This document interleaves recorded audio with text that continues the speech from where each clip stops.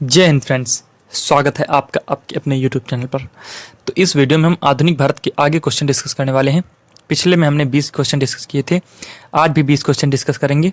तो इसी तरह हम डेली क्वेश्चन डिस्कस करेंगे, जो कि 10,000 प्लस जो MCQ की बुक आती है दिशा पब्लिकेशन की जीके की, तो उससे हम डिस्कस कर रहे हैं। तो चलिए हम स्टार्ट करते हैं। तो जैसा कि आप सब जानते हैं कि ये सभी एग्जाम्स के लिए इंपॉर्टेंट है, तो हमने पहले ही दिन बता दिया था कि हर एग्जाम्स में मॉडर्न हिस्ट्री के बहुत ज़्यादा क्वेश्चन आते हैं। CGL SSC के जितने भी एग्जाम हो गए, CGL CHSL MTS और साथ साथ में UPSC के एग्ज़ाम हो गए, PCS स्टेट PCS के एग्ज़ाम हो गए, NDA CDS CAPF FCAT, इन सब के लिए इंपॉर्टेंट है। तो चलिए पहला क्वेश्चन देखते हैं। पौंडीचेरी को हमें सुमेलित करना है। पौंडीचेरी जो कि फ्रेंच ईस्ट इंडिया कंपनी से संबंधित था। इसी प्रकार जो गोवा था वो पुर्तगीज से संबंधित था, जो कि 1510 में उन्होंने कब्जा किया था और अभी भारत के आज़ाद होने के बाद साले छोड़ के गए। ट्रैंकेबार है, ये डेंस ईस्ट इंडिया कंपनी से संबंधित था, जो कि 1620 में हथियाया गया था। मतलब 1620 में हथियाया नहीं गया था, यहाँ पर फैक्ट्री खोली थी इन्होंने डेंस ईस्ट इंडिया कंपनी ने। तमिलनाडु है जो कि आधुनिक।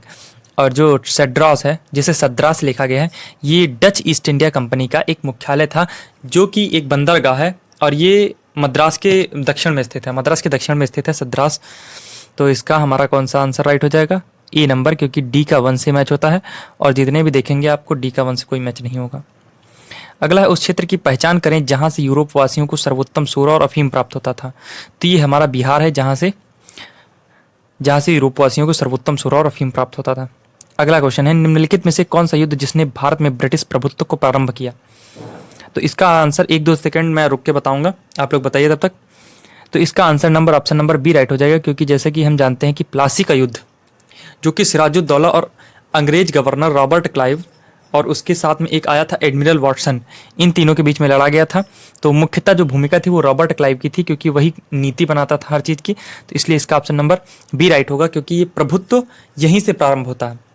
और जैसा कि हम जानते हैं कि बंगाल जो है उसको कामधेनु की संज्ञा दी गई है। और अगर बक्सर की लड़ाई की बात करें, तो बक्सर की लड़ाई के बाद से तो अंग्रेजों का शासन प्रारंभ होता है, क्योंकि भारत में जो प्रमुख शक्तियां थीं, प्रमुख क्या, शाह आलम द्वितीय यानी मुगल ही मेन शक्ति थी, और मराठा थे और अंग्रेज थे, ये 3 शक्तियां थीं। 3 शक्तियों में से मराठे पानीपत के युद्ध 1761 में समाप्त हो जाते हैं, मतलब उनकी शक्तियां क्षीण हो जाती हैं।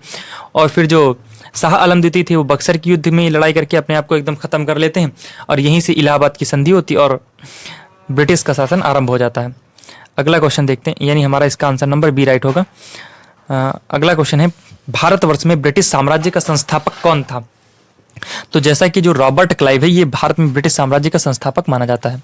जैसे कि प्लासी युद्ध की बात हमने की, तो उसी के तहत इसको माना जाता है।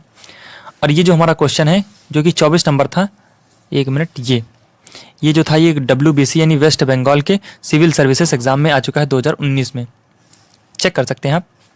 और अगला क्वेश्चन है, जो कि 26 नंबर है, ये 2018 में आ चुका है NDA में। ये लोग लिखे नहीं हैं, हम कह रहे थे कि लिखते नहीं हैं, लेकिन ये आ चुके हैं सारे क्वेश्चन। तो देखते हैं हम इसको। पहला क्वेश्चन, रिनेसांस मानवतावादी संस्कृति के बारे में निम्नलिखित कथनों में से कौन सा एक सही नहीं है? पहला है, इसने मानव जीवन धर्म के नियंत्रण को कम कर दिया। तो ये एक पुस्तक लिखी गई थी, जो कि बर्कहर्ट द्वारा लिखी गई थी, जिसमें यह बताया गया था कि जो चर्च का नियंत्रण है उसको कम कर दिया गया था। किस हिसाब से? तो एक पुस्तक लिखी गई थी जिसका नाम बताता हूँ आपको, the civilisation of the Renaissance in Italy. तो इसको आप लिख सकते हैं, 1 मिनट, हाँ, the civilisation of the Renaissance in Italy. इस पुस्तक में बताया गया था कि 14वीं शताब्दी से, ये पुस्तक बर्कहार्ट ने लिखी थी, 14वीं शताब्दी से 17वीं शताब्दी तक इटली में किस तरह से मानवतावादी संस्कृति पनप रही थी। और इसी किताब में ये भी लिखा गया था, मतलब बताया गया था कि किस तरह से जो चर्च का नियंत्रण था वो इंसान के ऊपर से कम हो रहा था, मानव के ऊपर से कम हो रहा था। तो ये हमारा कथन सही है।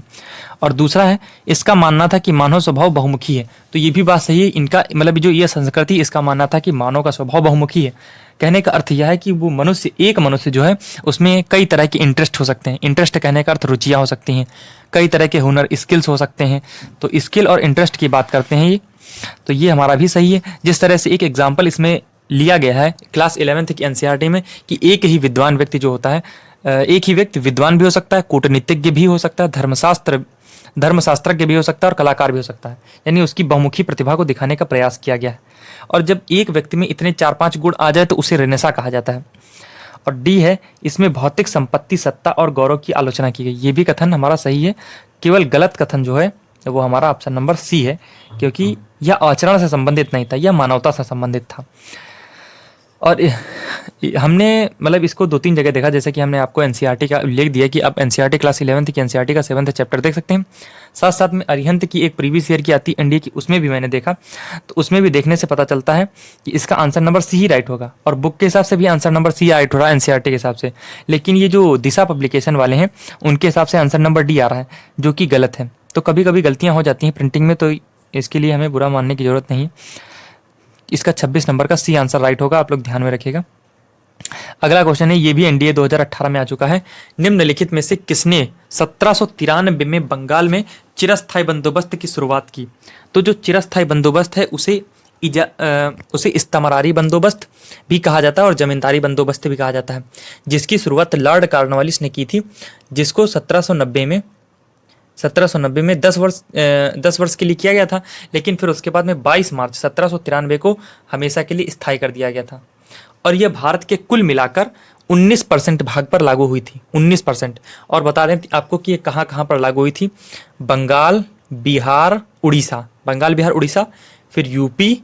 यूपी का जो मतलब पूरे यूपी में नहीं, यूपी यानी संयुक्त प्रांत उस समय हुआ करता था, यूनाइटेड प्रोविंस उसका नाम था, अब उत्तर प्रदेश कर दिया है। तो यूपी का जो बनारस खंड है, बनारस प्रखंड में ये लागू हुआ करती थी। और साथ साथ में उत्तरी कर्नाटक में, देखो बंगाल, बिहार, उड़ीसा तीनों लिख लिया, फिर यूपी का बनारस खंड और उत्तरी कर्नाटक, इन 4-5 जगह पर लागू थी, और भारत के कुल 19% भाग पर लागू थी। और इस नीति के जो निर्माता थे चार्ल्स ग्रांट और जॉन शोर थे, और ये लॉर्ड कॉर्नवालिस के समय में लागू हुई थी। तो चलते हैं अगले क्वेश्चन की ओर। इनमें से कौन यूरोपीय यात्री कभी वापस यूरोप नहीं गया और भारत में ही बस गया? तो ये मनुची था, जो कि भारत में ही बस गया और चेन्नई में रहा था। ये चेन्नई में कब तक रहा था? 1720 तक, मतलब जब तक वो मर नहीं गया बेचारा। तो चलते हैं अगले क्वेश्चन की ओर। 19वीं सदी में भारत में चाय उगाना किसने संभव बनाया? ये जो रॉबर्ट फॉर्च्यून नामक एक वैज्ञानिक था, वनस्पति शास्त्री था, इसने भारत में चाय उगाना संभव बनाया। अगला क्वेश्चन है कि किस यूरोपीय शासक ने यह अवलोकित किया? ध्यान में रखो, ये सारी बातें आप पढ़ सकते हैं। तो ये रूस का जो था पीटर द ग्रेट, इसने इस बात को कहा था। कहना था इसका कि ध्यान में रखो कि भारत का वाणिज्य विश्व का वाणिज्य है, जो भी इस पर पूरी तरह से नियंत्रण रखेगा वही यूरोप का अधिनायक होगा। नायक जिसे हीरो बोलते हैं इंग्लिश में, और जो अधि मतलब लगा देना यानी सुपर हीरो से बोलेंगे, सुपर हीरो होगा, सुपर हीरो अधिनायक। देख रहे हैं कैसी कैसी बात कर रहे हैं लोग। किस यूरोपीय यात्री ने यह अवलोकित किया कि एक हिंदू स्त्री कहीं भी अकेली जा सकती है, यहाँ तक कि सबसे अधिक भीड़ भाड़ वाली जगहों में भी, और उसे कभी भी निकम्मे, आवारागर्दों और गुस्ताखों की नज़रों एवं प्रयासों से डरने की कोई आवश्यकता नहीं? तो ये इसका ऑप्शन नंबर हमारा डी राइट हो जाएगा। ये जो अबे जे ए डबाइसिस था, इसने ऐसी बात कही थी, डबाइस। अगला हम क्वेश्चन देखते हैं। ये क्वेश्चन वैसे इतने ज़्यादा महत्वपूर्ण नहीं है, ये क्वेश्चन उन लोगों के लिए महत्वपूर्ण है जो मतलब ये जो 2 क्वेश्चन थे 30 नंबर और 31 नंबर, जैसे कि IAS या IPS में इस तरह के क्वेश्चन पूछे जाते हैं, मतलब बहुत ही एकदम बारीकी से पूछा जाता है। अगला क्वेश्चन है, अंग्रेजों की बंगाल में पैठ के विषय में निम्नलिखित में से कौन सा या कौन से सही हैं? पहला है जॉब चार्नक अगस्त 1690 में सुल्तानती आया तथा उसने कलकत्ता की स्थापना की, और जो ब्रिटिश भारतीय साम्राज्य का एक केंद्र रहा। तो जो जॉब चार्नक है, इसको कलकत्ता जो है, आधुनिक कलकत्ता, उसका संस्थापक माना जाता है, तथा ये भारत आया था। तो इसने 3 गांव, एक सुल्तानती, गोविंदपुरी और कलिकाता नामक 3 गांवों को की जमींदारी को 1200 रुपये में खरीद लिया था, और 1700 ईस्वी तक इसमें किलेबंदी का कार्य पूर्ण करवा दिया था। और ये जो किला था, कलकत्ता का किला, तो इसका नाम था फोर्ट विलियम, और इसका जो पहला प्रेसिडेंट था उसका नाम था चार्ल्स आयरे। और ये जो ब्रिटिश साम्राज्य मतलब ब्रिटिश भारत था, उसकी राजधानी ये 1911 ईस्वी तक बनी रही। फिर उसके बाद में आप जानते हैं कि जैसे कि दिल्ली स्थानांतरित कर दी गई थी राजधानी ब्रिटिश भारत की। तो ये हमारा कथन सही है। इसके साथ साथ में जितने फैक्ट बताएं वो आप याद रखिएगा, जरूर इंपॉर्टेंट है। और सेकंड फैक्ट बात बोलती है कि फ्रांसीसी ईस्ट इंडिया कंपनी ने कलकत्ता में फोर्ट विलियम के निकट एक दुर्ग बनाई। ये गलत बात है, ये फ्रांसीसी ईस्ट इंडिया कंपनी ने नहीं बल्कि इंग्लिश ईस्ट इंडिया कंपनी ने बनाया था। तो इसलिए हमारा ऑप्शन नंबर इसका केवल ए राइट होता है। चलते हैं अगले क्वेश्चन की ओर। अगला क्वेश्चन है, स्वतंत्रता से पूर्व स्वतंत्रता से पूर्व निम्नलिखित में से कौन सी एक फ्रांसीसी कॉलोनी नहीं थी? तो जैसे कि हम जानते हैं पुदुचेरी भी थी, सूरत में भी उन्होंने सबसे पहले 1664 में इन्होंने कारखाना खोल लिया था। ये पुदुचेरी की 1673 में बात होती है, 1673 में यहाँ पर आ गए थे ये लोग। और गोवा की अगर बात करें तो गोवा तो पुर्तगीज़ का था, जो कि 1510 से लेकर के 1510 ईस्वी से लेकर के हमेशा तक रहा, जब तक कि भारत आज़ाद हो गया। भारत जब मतलब आज़ाद होने के बाद भी पुर्तगीज़ का ही रहा। 1961 में पूर्णतः स्वतंत्र होता है गोवा। और फिर उसके बाद में 1987 में गोवा को एक दर्जा दिया जाता है, 22वें राज्य का दर्जा भारत में दिया जाता है। और ये जो पटना है, इस पटना की बात करें तो पटना यहाँ का कारखाना था, जबकि जो गोवा है ये फ्रांसीसियों के अंडर में कभी नहीं रहा।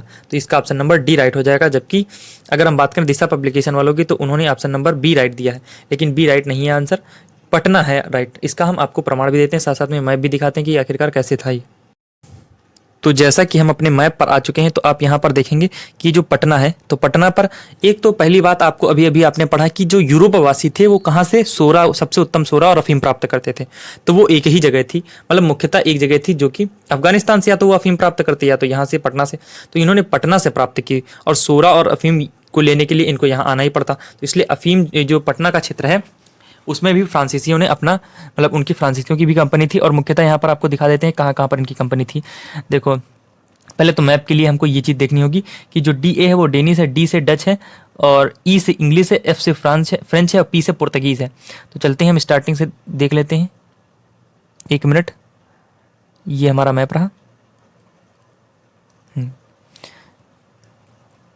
तो आप सबसे स्टार्टिंग में यहाँ देखेंगे तो आगरा इंग्लिश के अंडर में था, अहमदाबाद भी इंग्लिश, बरूच भी इंग्लिश, सूरत भी इंग्लिश।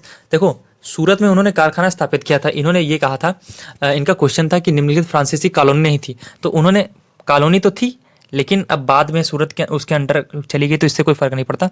और जो दीव था पुर्तगीज़ का था, दमन भी पुर्तगीज़ का था, ऐसे मुंबई भी मुंबई इंग्लिश का था, गोवा भी पुर्तगीज़ का था, ये देख सकते हैं आप, गोवा पुर्तगीज़ का था, कैन्नौर पुर्तगीज़ का था, माहे, आप माहे याद रख लीजिए, माहे कराइकल, माहे कराइकल, और जो माहे है इधर का और कराइकल इधर का है, कहाँ गया कराइकल, ये रहा।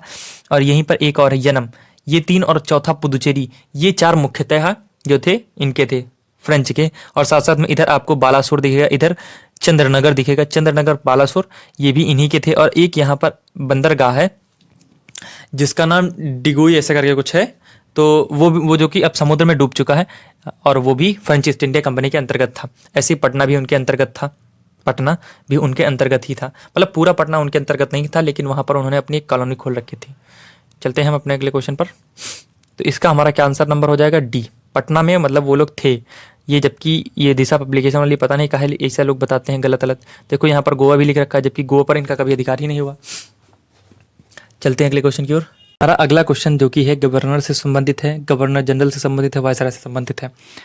तो पहला क्वेश्चन बोलता है, लॉर्ड वेलेजली द्वारा लागू की गई सहायक संधि के बारे में निम्नलिखित में से कौन सा कथन लागू नहीं होता है? पहला है दूसरों के खर्च पर बड़ी सेना रखना, तो ये कथन सही है। दूसरा है भारत को नेपोलियन के खतरे से सुरक्षित रखना, ये भी सही है। और कथन नंबर हमारा सी गलत हो जाता है, एक नियत आय का प्रबंध नहीं करती थी ये, बल्कि ये सारी छूटें प्रदान करती थी ब्रिटिश ईस्ट इंडिया कंपनी को। और चौथा नंबर बोलता है कि भारतीय रियासतों के ऊपर ब्रिटिश की सर्वोच्चता।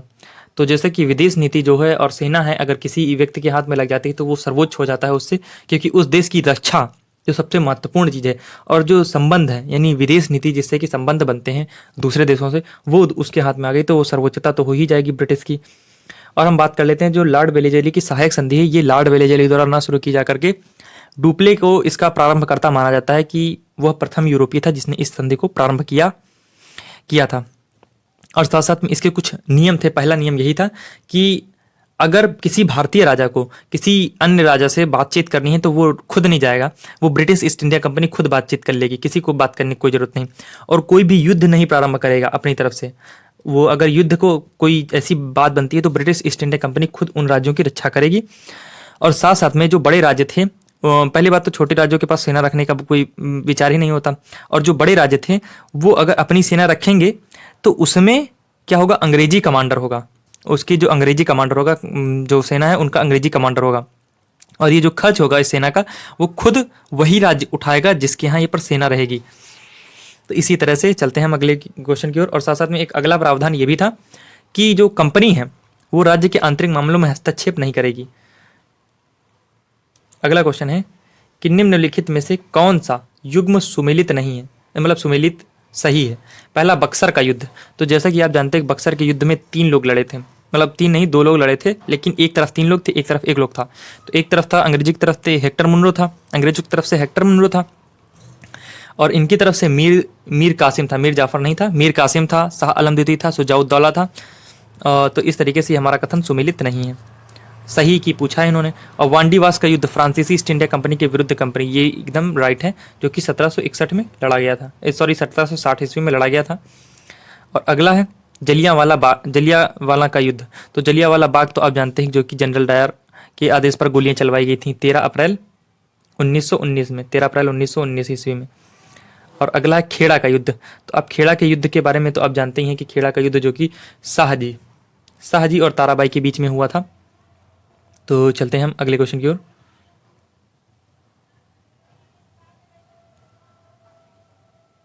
अगला क्वेश्चन है कि अफगानिस्तान के प्रति एक जोश भरी अग्र नीति का अनुसरण करने वाला गवर्नर जनरल कौन था। तो जो ये क्या बोलते हैं, अफगानिस्तान के खिलाफ जो नीति चलाने वाला था, ये लॉर्ड लिटन था, लॉर्ड लिटन, जो कि 1876 से 1880 तक भारत में रहा, 1876 से 1880 तक भारत में रहा, तथा इसे द्वितीय आंग्ल अफगान युद्ध भड़काने का जिम्मेदार माना जाता है।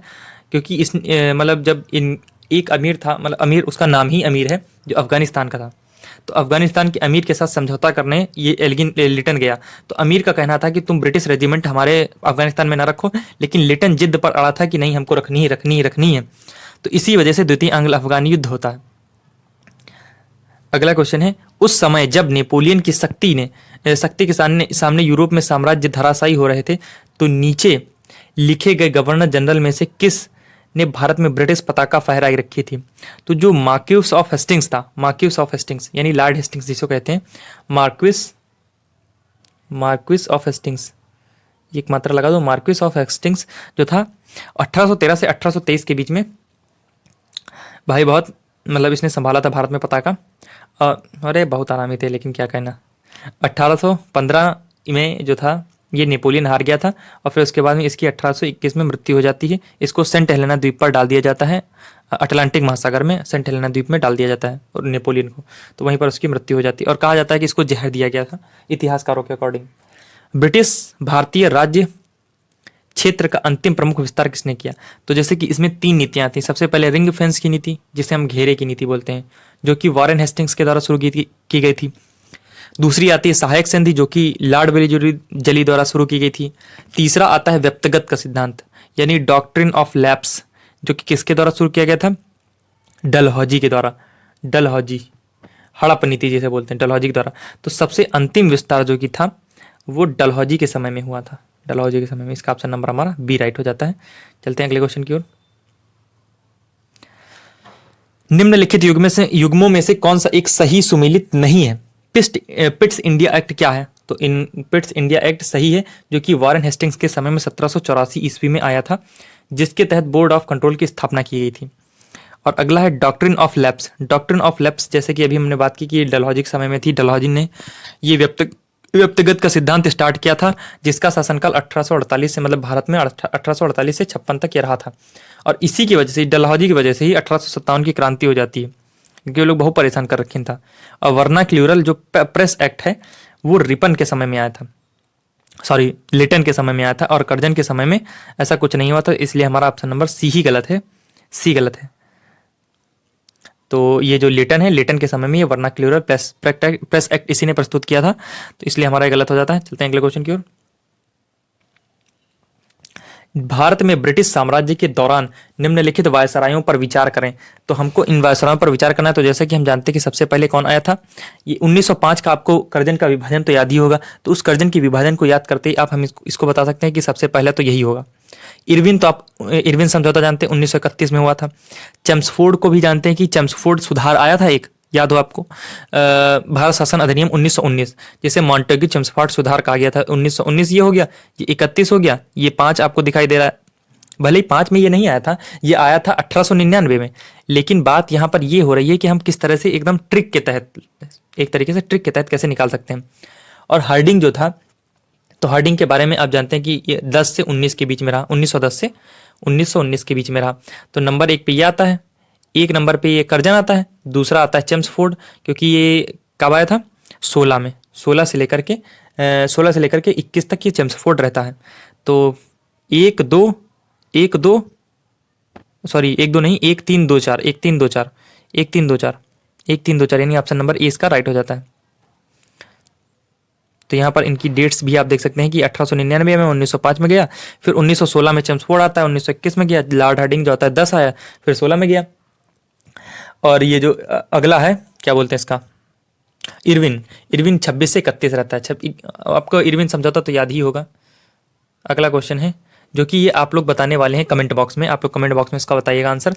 निम्नलिखित कथनों पर विचार करें। वॉरेन हेस्टिंग्स प्रथम गवर्नर जनरल थे जिन्होंने भारत में ब्रिटिश ढांचे पर आधारित एक नियमित पुलिस बल स्थापित किया। दूसरा है रेगुलेटिंग एक्ट 1773 द्वारा कलकत्ता में उच्चतम न्यायालय सुप्रीम कोर्ट की स्थापना की गई। तीसरा है भारतीय दंड संहिता वर्ष 1860 में लागू की गई। तो इसका आंसर आप लोग बताइएगा। तो मिलते हैं नेक्स्ट वीडियो में। इसी के साथ हमारे 20 क्वेश्चन समाप्त होते हैं। तो मिलते हैं नेक्स्ट वीडियो में। Thanks for watching.